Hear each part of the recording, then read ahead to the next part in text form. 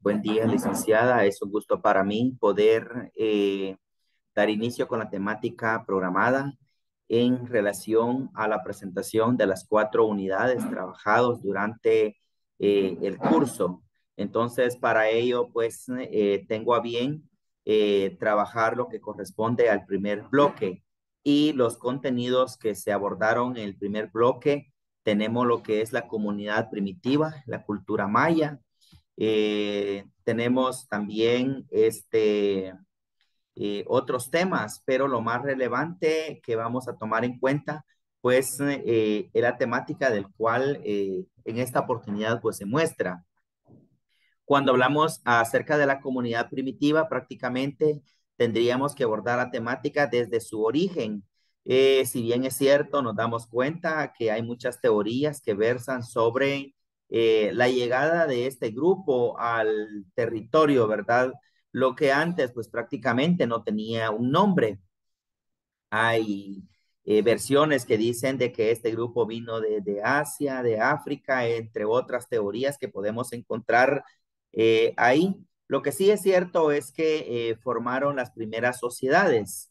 Cuando hablamos de una sociedad, pues prácticamente estamos hablando de un grupo de personas que conviven en un lugar determinado, pero es importante tomar en cuenta de que prácticamente la comunidad primitiva, pues prácticamente pasaron por dos fases muy importantes. La primera, pues se les llamó este grupo nómados, es decir, grupos que no tenían un lugar fijo, pasaban de un lugar y otro, todo dependía, como vemos en la teoría, que iban en busca de la alimentación. Dase que en aquel entonces, pues no es como en la actualidad, donde podemos contar con una alimentación fijada. Entonces el grupo tenía que moverse para poder ubicarse en un lugar donde obtuvieran la posibilidad de encontrar alimentos y podríamos decir que son alimentos vegetales en su inicio, ¿verdad? Entonces, estos grupos, pues prácticamente con el pasar del tiempo fueron descubriendo de que muchas semillas de los vegetales podía iniciar un ciclo de vida, es decir, poder sembrarse para poder obtener nuevamente la misma producción de esa especie. Y es así como da inicio prácticamente la agricultura. Eh, y también ellos pues dejaron de ser nómados, pasaron a ser sedentarios, es decir, ubicarse en un lugar fijo donde prácticamente poder tener la alimentación, es decir, ya empezó la agricultura para producir todo lo que se necesita en un determinado lugar. Empezaron entonces a descubrir muchas cosas, entre ellos no solamente darse cuenta que ciertas plantas, como por ejemplo el maíz, el frijol, la yuca, el cacao, podía sembrarse y obtener nuevamente la producción, sino también empezaron a prácticamente a descubrir nuevas cosas, como por ejemplo el fuego, prácticamente lo obtuvieron al choque de dos piedras y algunas cosas pues ya eran prácticamente en el sentido de descubrir y otras que naturalmente se van dando de manera espontánea. Es decir, de que normalmente nosotros nos damos cuenta que determinado caso se da sin que lo tengamos previsto. Por poner un ejemplo, es posible de que uno de ellos pues se tropezó dos piedras y se dio cuenta que se generó el fuego. Entonces, y así sucesivamente otros, pues prácticamente sí tenía que ser ya analizado, como por ejemplo la elaboración de herramientas que provenían también de las piedras en su mayoría. Pero más adelante, esto fueron perfeccionando y no solamente se quedaron con las piedras, sino que también utilizaron lo que son, por ejemplo, huesos de animales que lo convertían en muy buenas flechas para seguir cazando animales y continuar y mejorar su dieta alimentaria. De esta manera, pues, pudiéramos hablar muchas cosas que la comunidad primitiva, pues, prácticamente se inventó, pero es importante considerar también otros aspectos, como por ejemplo, eran grupos de personas que educaban prácticamente a sus hijos en el seno familiar, pues prácticamente era la mamá la encargada de la educación de los hijos. En este sentido, prácticamente era una educación matriarcada. Y el padre pues prácticamente se encargaba de la búsqueda de la alimentación, tenían que salir del hogar para poder llevar el alimento. Como ya eran sedentarios, pues prácticamente podían llevar alimentos ya que proveniente de la agricultura de una manera intencionada, preparada y organizada. Pues en cuanto a la comunidad primitiva, eso es, era un grupo educados, formados, tal vez no como en la actualidad, pero recordemos que la educación no tiene que ser de una manera generalizada, si bien es cierto, actualmente no es lo mismo tener un niño educado del área urbana con otro niño del área rural. Eso pues naturalmente así es. No solamente en el bloque uno vimos lo que es la comunidad primitiva, sino que también vimos lo que es la cultura maya.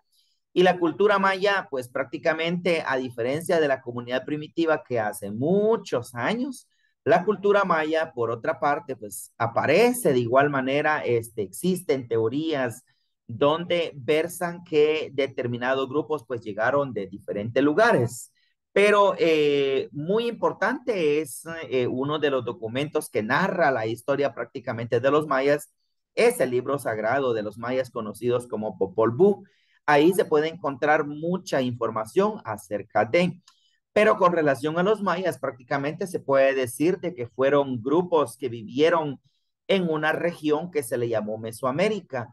Mesoamérica era prácticamente una región que abarcaba eh, territorio centroamericano, parte del norte, parte del sur.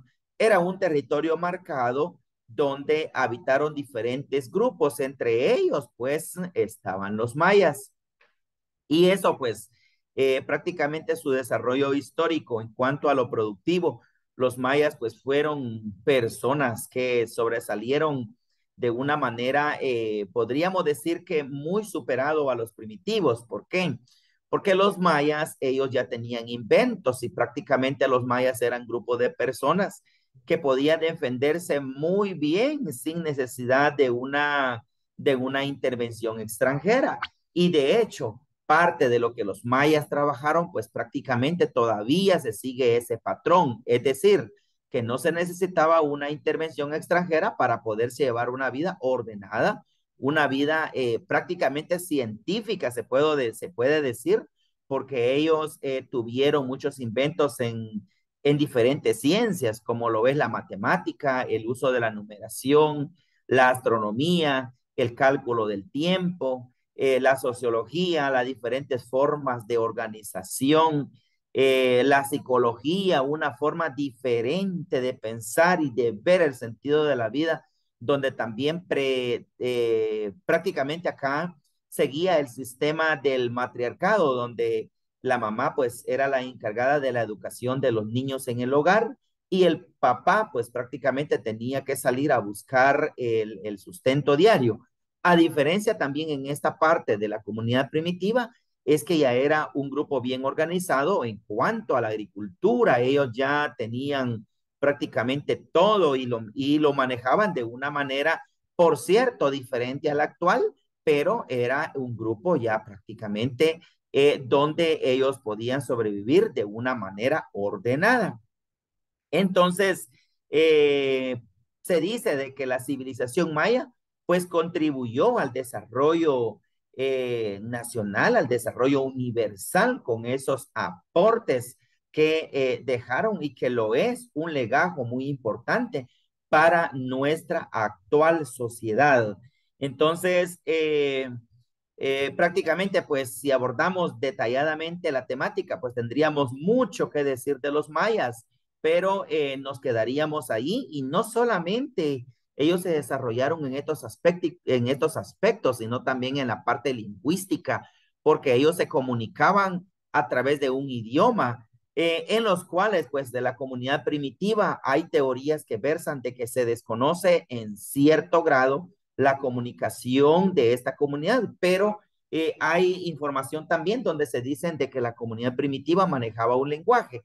A diferencia de los mayas sí se les conoce un lenguaje, así que podemos hacer un estudio, podemos hacer algunas investigaciones y podemos partir desde el protomaya, dado de que el protomaya fue el primer idioma maya o el idioma universal donde prácticamente dieron origen a grandes idiomas, como por ejemplo el cetalano, el, el huastecano, el cholano, y hablando del cholano, pues prácticamente es el idioma que dio origen al idioma chortí de la cultura en la cual pertenecemos como personas de esta cultura. Entonces, así que se manejaba una lingüística bien ordenada.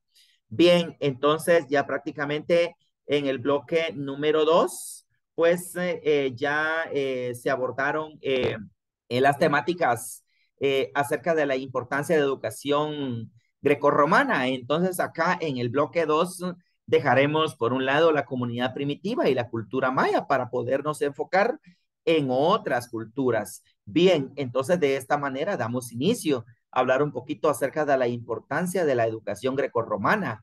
Cuando hablamos de la educación grecorromana, pues prácticamente estamos hablando de la educación que se dio en Grecia. Y cuando hablamos de Grecia, pues prácticamente estamos hablando de la cultura de la comunidad donde estuvieron todos los pensadores y esos grandes pensadores que prácticamente y actualmente se habla mucho de ellos, se estudia actualmente lo que ellos dejaron, a diferencia de la cultura maya, que siempre vamos a llevar una comparación con la cultura que viene quedándose atrás, a diferencia de los mayas, que los mayas pues, prácticamente y en la actualidad se maneja muy poco lo que ellos nos dejaron, pero a diferencia de la grecorromana y específicamente de la antigua Grecia, ahí existieron los grandes pensadores donde crearon todo y todavía mejor dicho, todo lo que ellos desarrollaron es parte del conocimiento que se viene prácticamente de generación en generación a través de la educación primaria. Digo la primaria porque la preprimaria prácticamente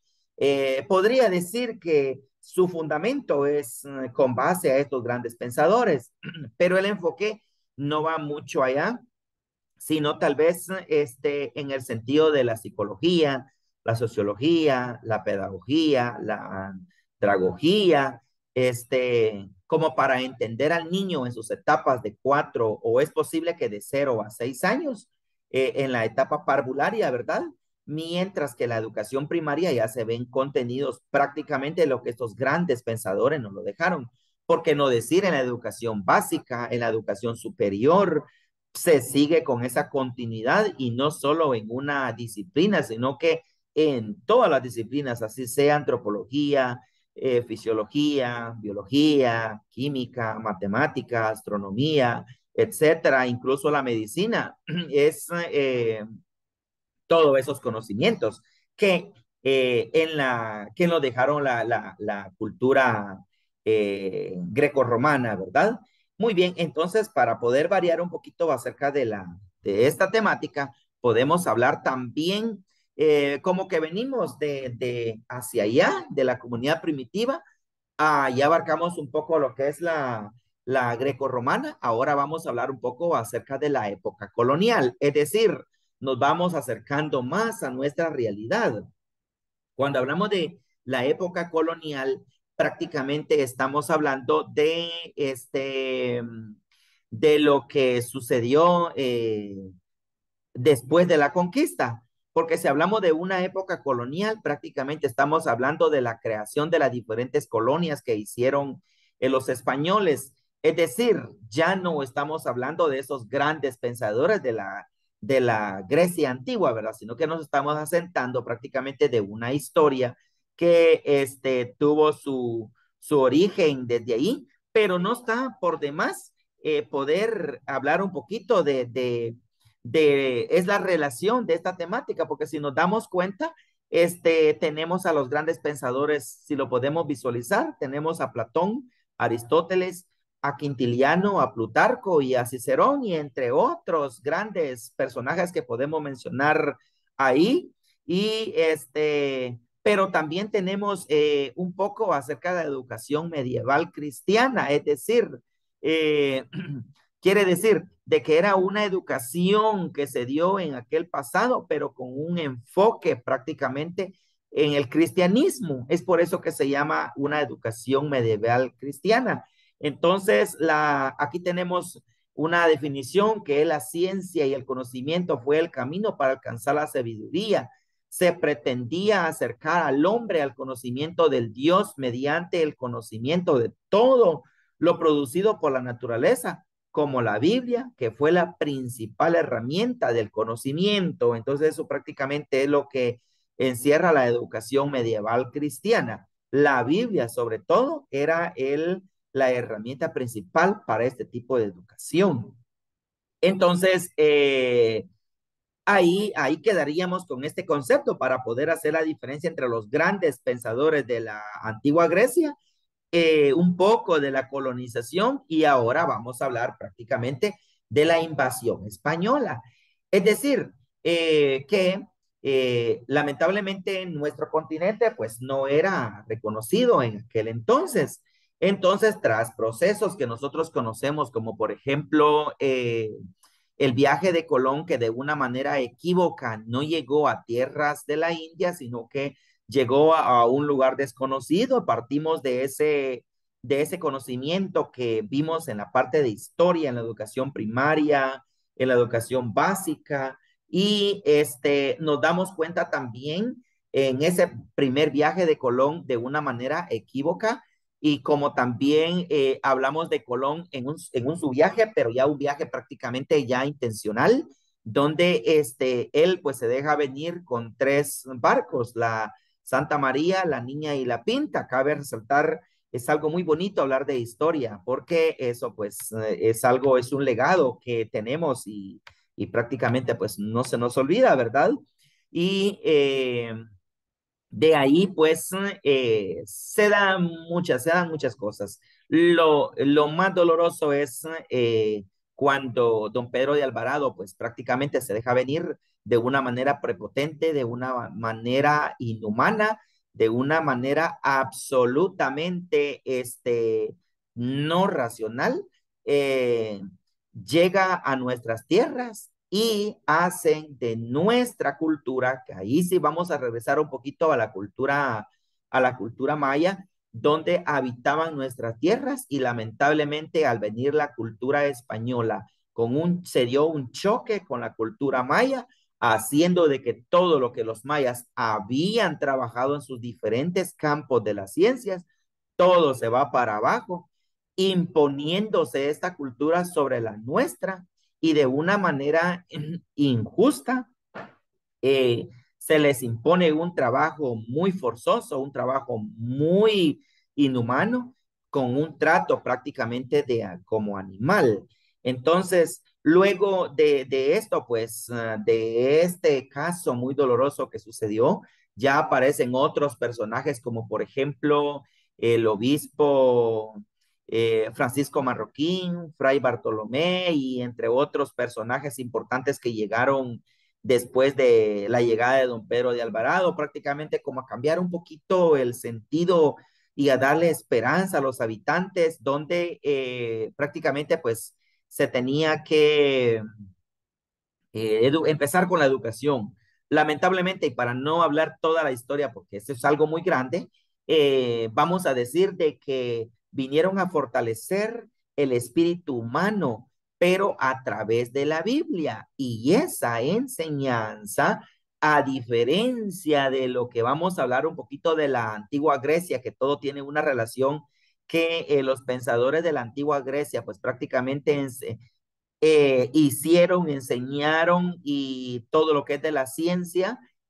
Lamentablemente cuando vinieron los españoles no vinieron con ese sentido de enseñar, sino más bien se enfocaron en la ciencia teológica porque su enseñanza era prácticamente cristiana. Y podemos decir que es la religión católica, es lo que ellos venían más que todo imponiendo. Y se da la época de la colonia, ¿verdad? Donde empezaron a colocar, a hacer las diferentes colonias, todo bajo el dominio de España. Entonces, nos quedamos con esa historia que es bastante grande para poder pasar a la siguiente. Y prácticamente ya estamos hablando de una motivación del aprendizaje. Entonces, pero sí tiene relación cuando hablamos de una motivación del aprendizaje, es decir, que desde aquel entonces estas personas pues buscaban de que el aprendizaje sobre todo era el camino verdadero para poder salir adelante. Y aquí también, como parte de la historia de la motivación del aprendizaje, también podemos hablar de una invasión económica en la conquista. Es decir, que el aprendizaje era, por un lado, a través de las personas de buena fe, como el obispo Francisco Marroquín, Fray Bartolomé de las Casas, como también de otros intervensores, pero ya dentro del campo de la economía. Es decir, les interesaba mucho todo lo que en esta tierra había para poderse llevar para España y podernos dejar prácticamente en la nada, ¿verdad?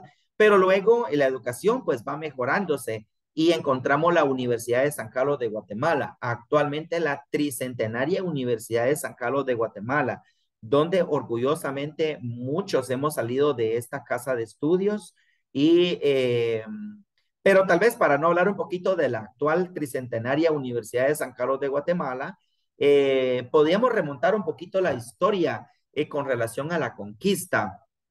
Entonces, el obispo eh, prácticamente quiso que la educación no solamente fuera de una manera primaria, secundaria, sino también que fuera una educación universitaria.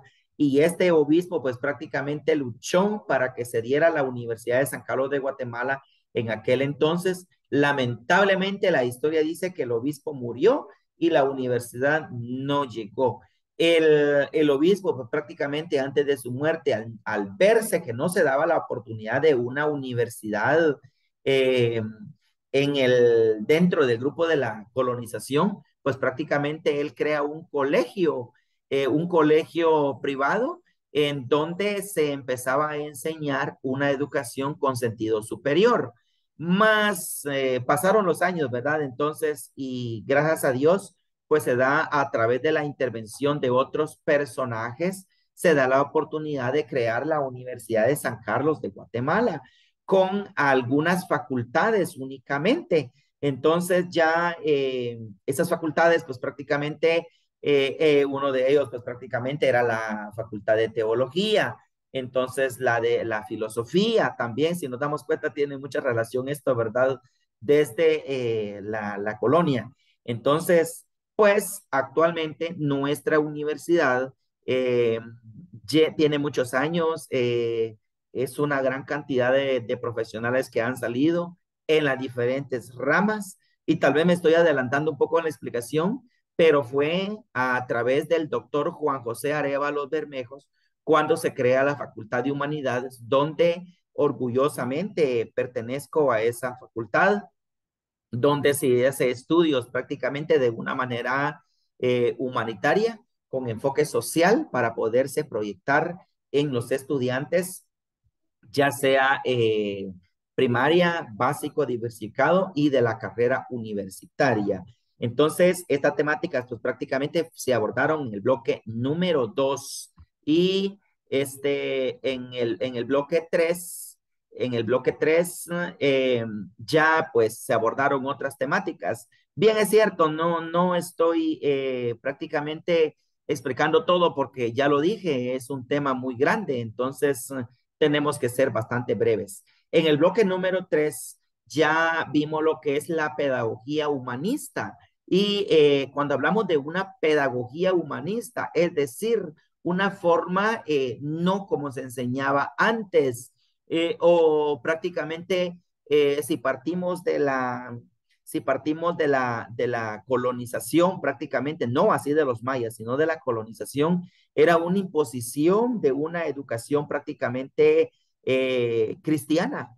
Entonces, pero ya la pedagogía humanista ya deja todo eso atrás, sino que más bien ya busca que la persona, el guía, el orientador, el maestro, el docente, trate la manera de dar una educación, pero una educación humanitaria, es decir, entender todos los roles, los enfoques, las situaciones, los momentos que se viven dentro del salón de clases para poder comprender y trabajar bajo esa perspectiva. No es una tarea fácil, es una tarea bien difícil, pero tampoco se puede decir que la educación avanza de una manera gigantesca, pero lo poco que se viene trabajando tiene que ser una manera orientada, una manera justa, una manera educada, tanto para el grupo de aprendiz como la persona también que está enseñando. Entonces, tenemos que ese sería el entender por el humanismo, una educación integral, es decir, que no solamente se le enseña al niño, por ejemplo, como antes, que se enseñaba a través de la religión católica, y luego siguió la historia donde solamente se enseñaba, donde el docente se encerraba en sus cuatro paredes y ahí quedaba todo, sino que tiene que ser ahora una educación integral, es decir, donde el niño no solamente escribe, no solamente resuelve problemas de matemáticas, no solamente trabaja otros aspectos, sino también la parte artística, la parte, todo lo que tiene que ver con la educación corporal. Entonces, por eso se llama una educación integral. Es muy importante que la escuela de hoy, para ello podemos citar a muchos personajes, a diferencia de los de la Grecia antigua, ya podemos citar, por ejemplo, a Pestalozzi, podemos citar a María Montessori, podemos citar a otros personajes que le aportaron a una educación, a una escuela actual, a la escuela de hoy, es decir, la escuela que educa de una manera diferente. Pues prácticamente eso es lo que se le llama humanismo contemporáneo. Aquí pues tenemos cuatro ventajas de un modelo educativo con enfoque humanista. Tenemos el número uno, se centra en el alumno. Actualmente así es. Número dos, tenemos lo que es el fomento de la individualidad. Así que tenemos que trabajar también la parte individual, no tenemos que centrarnos como grupo, tenemos que ver las diferentes posibilidades, cómo el estudiante estudia y poder apoyar en ese aspecto. En el número tres tenemos alienta el aprendizaje, es decir, que el aprendizaje tiene que ser de una manera amigable. Y el número cuatro contribuye al bienestar social. Lo que se ve, se busca y se cree y sobre todo, independientemente cómo se enseñe, el bienestar tiene que ser a una contribución social.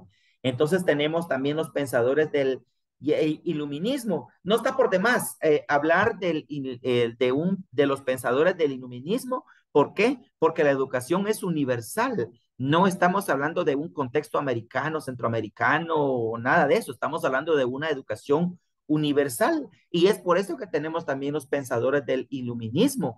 Entre ellos hablamos de un movimiento cultural, político, jurídico que se desarrolla en Europa durante el siglo XVIII. Aquí podemos citar a personajes como David Hume, Voltaire, también podemos citar a Montesquieu, a Paul, a Henry, a Taylor y entre otros personajes que podemos citar acá dentro de los pensadores del iluminismo. Es decir, que la educación es integral, en pocas palabras. Eh, Así también vamos a avanzar con la temática y vamos a caer a un proceso muy importante para nosotros como guatemaltecos, la independencia, la síntesis histórica de la independencia. Es decir, que nos vamos acercando más a nuestra realidad. Ya hablamos en ese hilo conductor de la comunidad primitiva, cómo eran, nómados, sedentarios, hablamos de los grupos mayas que se ubicaban en un lugar determinado llamado Mesoamérica, qué espacio ocupó Mesoamérica, Luego nos enfocamos a hablar un poquito acerca de la grecorromana, los pensadores, grandes pensadores como Platón, Aristóteles, Sócrates, Euclides y entre otros grandes pensadores de la antigua Grecia. Luego fuimos acercándonos un poco más y nos fuimos viéndonos prácticamente de un proceso de colonización, pero de la colonización universal. Y ahí encontramos otros pensadores y así viene nuestro hilo conductor hasta que hablamos de Montessori, Pestalozzi, entre otros que prácticamente la escuela de hoy, ahora bien, nos vamos a enfocar, dejamos un poco la historia y nos enfocamos acerca de la independencia, es decir, un proceso que se viene trabajando desde lo que concierne la conquista española. Entonces, los pensadores influyentes en el proceso de la emancipador, tenemos acá a Atanasio Etzul, tenemos a Simeón Cañas, tenemos a José Cecilio del Valle, también a Pedro Molina Mazariegos y tenemos a Mariano Antonio de la Barra, como también el proyecto reformista de Mariano Galvez. Es decir, que el proceso de la independencia radica dentro de ese espacio. Cuando hablamos de un proceso de la independencia, estamos hablando que después que Guatemala mantiene una coyuntura muy mala con nuestros antepasados, hasta que llega la parte criolla. La parte criolla prácticamente toma el dominio y se da un proceso ya de una manera ordenada, es decir, cuando ya no hay intervención de los españoles, sino más bien con nativos, pero lamentablemente vemos algo aquí donde quizá ya no son los españoles que nos tenían bajo amenazas, bajo el yugo, bajo otras situaciones, sino que eran los nativos, pero los nativos que se apoderaban de la mayoría de riquezas de Guatemala. Lamentablemente así es la historia. Y cuando en 1821 se queda atrás, cuando Guatemala dijo ya no a la coyuntura española, seamos libres, se trabajó un gran proceso en eso. Eh, Sin embargo, hasta 1821 se firma el Acta de la Independencia, donde prácticamente se supone que teníamos libertad, pero libertad de la coyuntura española. Una libertad total no hubo, porque bien es cierto, la coyuntura española ya no intervenía, pero habían grupos de personas empoderados de la situación de nuestro país que no hubo o no había libertad durante ese tiempo. Resulta que en 1821, que se da prácticamente la independencia, venimos trabajando de 1821 a 1865, una situación diferente, diferente en el sentido de que como vemos, prácticamente estoy introduciendo al bloque número 4 y en el bloque número 4 como podemos ver, es el realismo y la revolución, pero acá habla de la revolución industrial, mientras que anterior a ello podemos hablar de una revolución donde prácticamente los presidentes, aquí sí vamos a marcar la palabra presidentes, de 1821 a 1865 se vivía una situación ya no con España, sino que con la misma gente eh, pues nativa, donde podemos encontrar, tal vez no voy a marcarme mucho de ello, pero me voy a marcar de Rafael Carrera para atrás. Es decir, que Rafael Carrera es el presidente de los 30 años de este conservador, así se llama el conservador, de Rafael Carrera para atrás. Encontramos a muchas personas, muchos presidentes que lamentablemente como que tenía aquel espíritu, aquella mentalidad española, porque no le superaron de una manera como tal vez podría ser hoy, aunque no tanto, que al sentirse con el poder hacían lo que se les antojaba. Entonces, lamentablemente esa situación era así. Y ¿qué sucedió con Rafael Carrera? Era un presidente conservador de los 30 años e incluso la historia dice que los liberales tuvieron que dejar que muriera este personaje para poderle entrar a una situación liberal, es decir, marcado del 65 al 71, del 1965, de 1865 a 1871 es una gran historia, porque podríamos decir que es un proceso de una transición entre los conservadores y los liberales. Vemos ahí entonces que Rafael Carrere muere aproximadamente en 1870. Ya en 1871 ya encontramos dos personajes que querían trabajar acerca de esa revolución. Pero para no adentrarme mucho a lo que es la revolución liberal, vamos a hablar un poquito del bloque número 4 para ya nos quedamos con esa idea, ¿verdad? ¿Qué es lo que va a tocar en el siguiente bloque? O lo hablamos todavía en este bloque, pero más adelantito. Centrémonos entonces a hablar del realismo y la revolución industrial. El realismo, es la realidad, pues, es lo que, como nosotros vivimos, es la verdadera situación. Y cuando hablamos de una revolución industrial, prácticamente estamos hablando de cómo, pues, se dio aquellos grandes cambios. Y estamos hablando prácticamente de que de la evolución de las grandes industrias. Es decir, que cuando antes las situaciones, los trabajos se hacían de una manera manual, ahora las cosas ya no son manuales, son de una manera industrializada. Por decir un ejemplo claro, si se necesitaban, por ejemplo, para trabajar un terreno 20 personas, luego cuando aparecieron unas máquinas, ideas, como prácticamente como los mayas para el arado de tierra, ya no había necesidad de 20 personas, ya de repente dos personas arando la tierra a través de una punta de madera con una pieza metálica, dos bueyes, pero si eran dos personas arando, tenía que haber cuatro bueyes. Y pues ya era menos la situación. Pero eso evoluciona. Miremos cómo es la revolución industrial. Después de arar, después de sustituir 20 personas que limpiaban un terreno, ahora se hace con dos, esto cambia. Ahora con la revolución industrial se crean las máquinas, los tractores de arar la tierra. Ya no hay necesidad de utilizar los bueyes, ni la punta de arado, ni las cuatro personas, lo hace una sola persona y sobre todo en menos tiempo. Y eso es prácticamente la revolución industrial.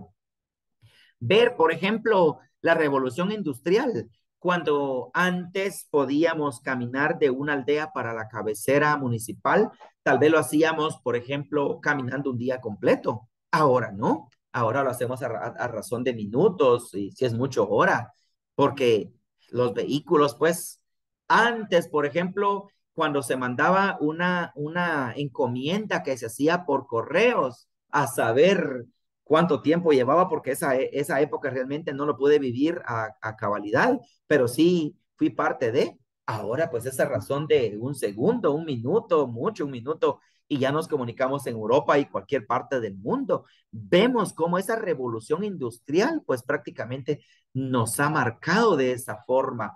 Vemos, por ejemplo, en los grandes restaurantes, por ejemplo, los restaurantes actualmente en Guatemala, pues seguimos con el mismo sistema. Pero si nos vamos, por ejemplo, a los restaurantes donde,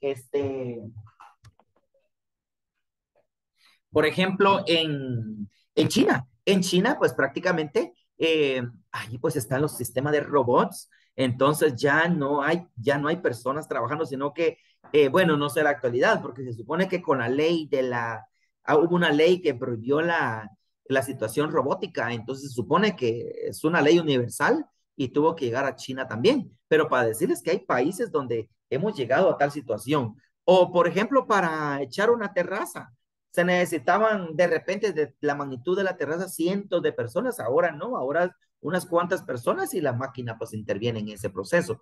A eso se le llama revolución industrial.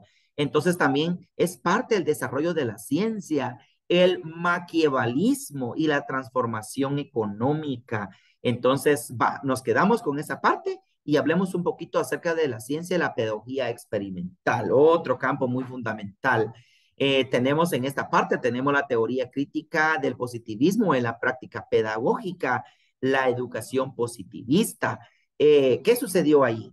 Pues un cambio radical, un cambio donde prácticamente cuando la educación era a través de escribir de repente con un pedazo de madera y un pedacito de piedra, ahora no. O si no, miremos el ejemplo de ahorita, donde yo como estudiante necesito transmitir cierto conocimiento, haciendo un poquito un resumen de lo que se aprendió en el curso. Ya no estoy con mi pizarrón, pues ya estoy de una manera diferente, ya haciendo llegar este mensaje a muchas personas de una manera inteligente. Entonces, eso es verdaderamente la pedagogía actual, donde le enseña al estudiante de una manera diferente, desenvolverse de una manera diferente, de una manera creativa, de una manera positiva, de una manera práctica, de una manera interactiva. Entonces, rápidamente nos quedaríamos con esos conceptos y pasaríamos a hablar un poquito acerca de la gesta revolucionaria y liberal de 1867 a 1871, lo que prácticamente mencionaba anteriormente.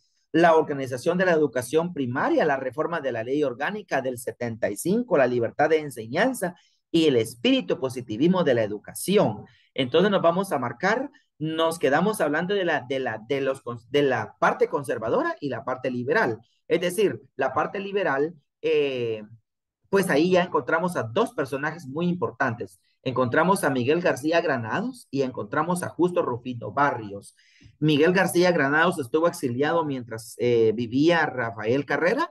Luego él, pues bajo tácticas personales y con apoyo del gobierno mexicano, pues logra introducir nuevamente al territorio nacional y poder así, pues cambiar el sistema de Serna. Serna quería trabajar todavía con la misma situación de Rafael Carrera, porque él le quería dar continuidad al conservalismo, pero luego ya los liberalismos pues ya prácticamente venían con otro sentido. Y quiero decirles que aparte que vivíamos en un proceso supuestamente independiente, todavía habían roces.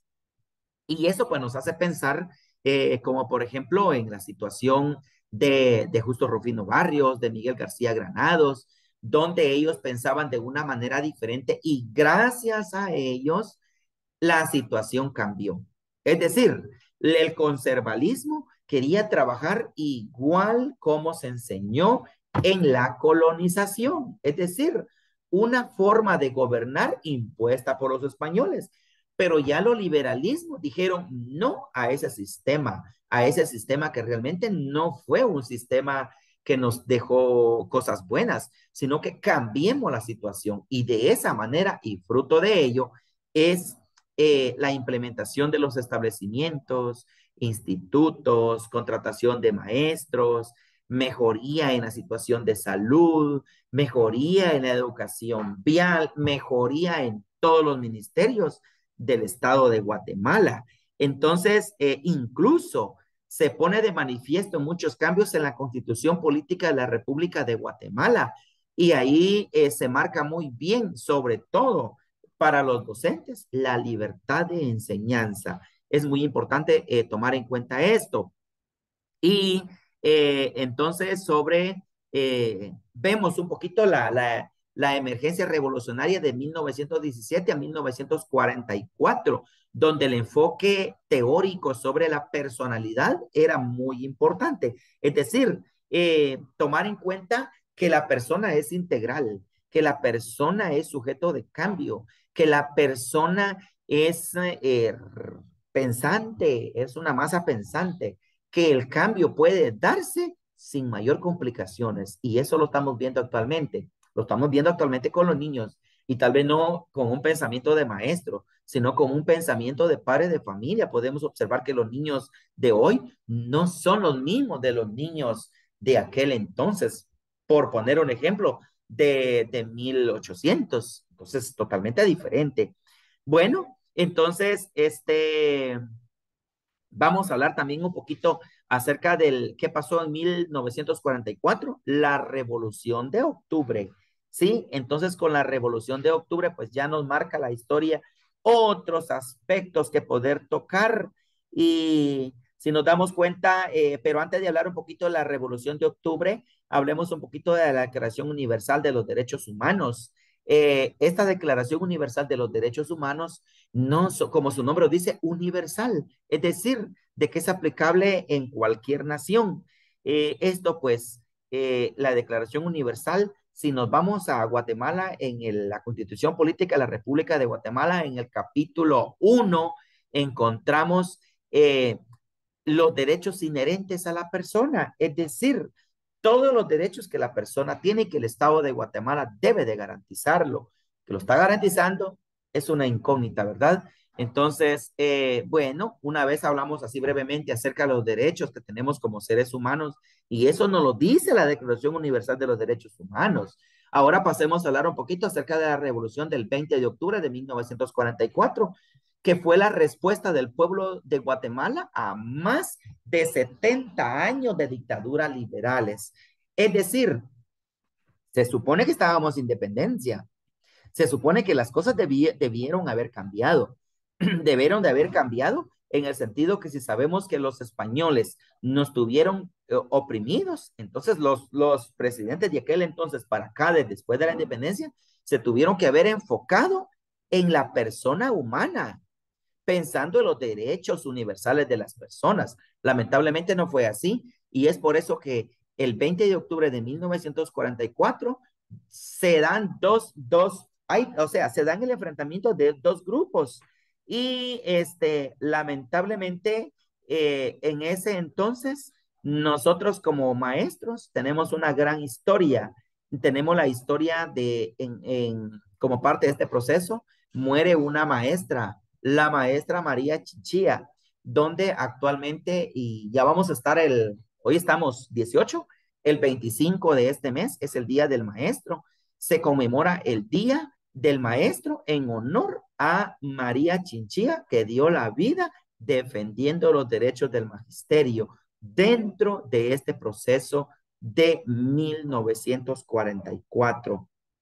Eh, bueno, pero no nos quedamos quedar ahí, tenemos que seguir con nuestra historia. Y allí encontramos al primer presidente de la revolucionario, es decir, al primer presidente que ya marca una historia diferente. Vemos cómo venimos en un hilo conductor de los españoles, que los conservadores, que los liberales, y ahora estamos hablando de los revolucionarios. Eso es muy importante que tomemos en cuenta dentro de esta historia. Y ahí encontramos el magisterio durante el periodo de la revolución de 1944 a 1954.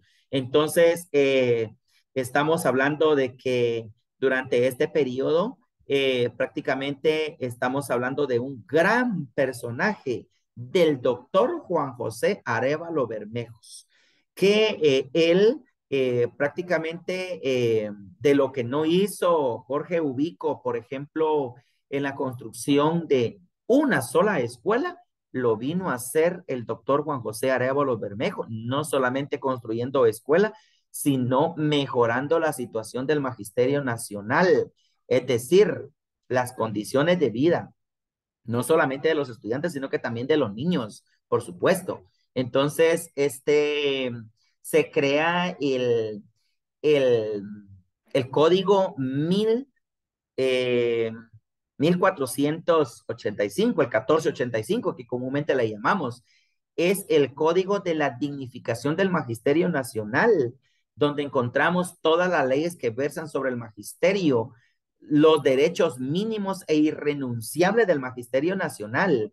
Entonces, ahí pues prácticamente encontramos la catalogación, encontramos la libertad de cátedra como la libertad de enseñanza, como también lo dice la Constitución Política de la República de Guatemala. Por supuesto que la ley 1485 tiene su fundamento en la Constitución Política de la República de Guatemala. Ahí fuimos favorecidos con este presidente y de ese presidente para acá la historia ha cambiado un poco. El primer presidente revolucionario. Pero, ¿qué pasó más adelante? Vamos a hablar en el bloque número 5. Estamos en el bloque número 5, pero por error dice bloque número 4, pero es el bloque número 5. El conflicto armado, estamos terminando prácticamente con esta plática, el conflicto armado, la guerra civil en Guatemala, es el resultado de las limitaciones críticas en la democracia durante 3 décadas de gobierno militar, que comenzó en 1954, cuando un movimiento democrático anticipó el desarrollo de los movimientos armados revolucionarios. Estamos hablando prácticamente una década más tarde de lo que veníamos mencionando. Bueno, ¿qué sucedió ahí? Estamos hablando de 1960 a 1996, 36 años de guerra interna en Guatemala. Es decir, que lo que se venía trabajando dentro del proceso de los presidentes revolucionarios entonces no había sido de lo mejor. O sea que estaba sucediendo algo allí, algo que no encajaba, por lo que la población guatemalteca se levanta en contra de los militares, en contra del gobierno, y le dijo no a todo lo que está pasando. Imagínense, imaginémonos todavía todo lo que estaba pasando, cuánta historia hemos mencionado ahorita y cómo fue dándose la historia, y todavía había algo que no se había encajado, pues, hasta que en 1960 la población guatemalteca dijo no más a estos abusos y se da el enfrentamiento armado que se le conoce como conflicto armado, 36 años de guerra interna, finalizando en 1996, cuando era aquel entonces presidente de la República de Guatemala, Álvaro Arzú. No quiere decir que Álvaro Arzú hizo eso. Muchas personas piensan eso. Eso fue mesas técnicas, mesas de negociaciones. Ahí encontramos a representantes de la Universidad de San Carlos de Guatemala, representantes de las diferentes universidades del país, universidades privadas.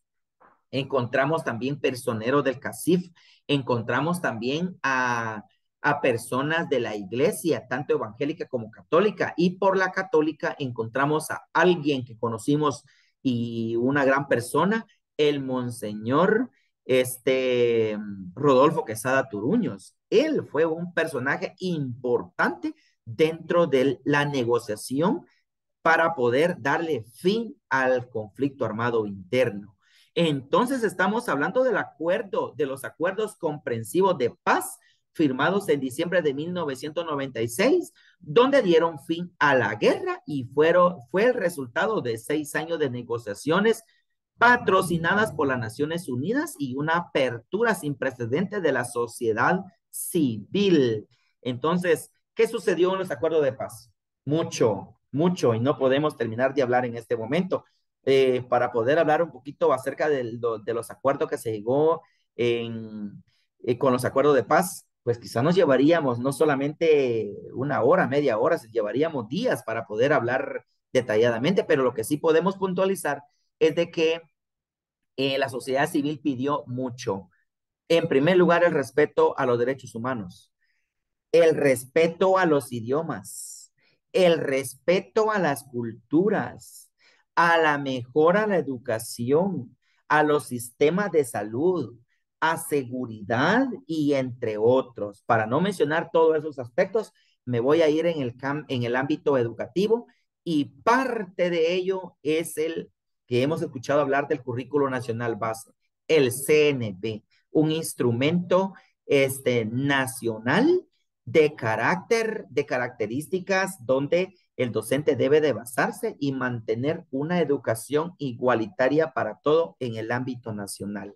Entonces cerramos esta plática con una educación de calidad. Estamos dentro de esa educación de calidad donde es el anhelo para todos. Tal vez no nosotros como personas que enseñamos el proceso, pero es el anhelo de nuestros hijos, de las futuras generaciones, del presente y del futuro. Ha sido para mí un gusto poder hablar un poco acerca de esa temática. No es todo, hay mucho que hablar, pero fundamental lo que hemos hablado, y un saludo cordial para todos y todas. Hasta luego.